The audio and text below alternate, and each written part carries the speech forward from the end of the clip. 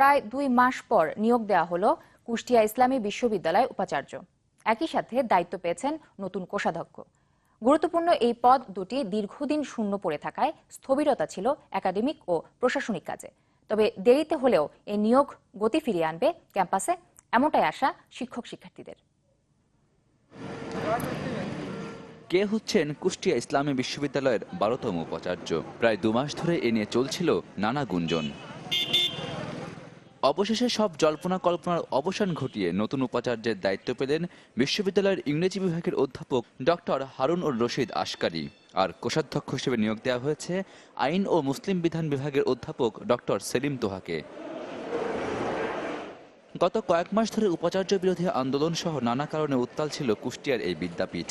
তাই নতুন নিয়োগ পাওয়া উপাচার্য ও কোষাধ্যক্ষের কাছে শিক্ষক ও শিক্ষার্থীদের প্রত্যাশা একটু বেশি।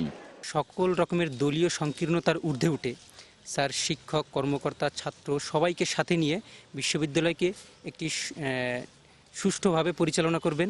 আমাদের বিশ্ববিদ্যালয় নিয়োগ দুর্নীতি, সেশন জট, হাজারটা সমস্যায় জর্জরিত। এখানে আবাসন সংকট। স্যারের কাছে আমাদের প্রত্যাশা অনেক বেশি, যেন এই সমস্যাগুলো যেন আমরা দেখতে না হয়। তারা বিশ্ববিদ্যালয়কে চেনেন, বিশ্ববিদ্যালয়কে বোঝেন, এর সমস্যাগুলো জানেন। সেগুলো জেনে যদি ওনারা অগ্রসর হয় তাহলে একটি সুন্দর বিশ্ববিদ্যালয় আমরা প্রত্যাশা করতেই পারি। আমাদের প্রশাসনিক, একাডেমিক এবং নিরাপত্তাজনিত সকল ক্ষেত্রে আমরা একটি খুব ভালো সুফল পাবো খুব শীঘ্রই, এটি আমাদের প্রত্যাশা। সবার সহযোগিতায় ঐতিহ্যবাহী এই শিক্ষাঙ্গনকে সুষ্ঠুভাবে পরিচালনা করতে চান নতুন উপাচার্য।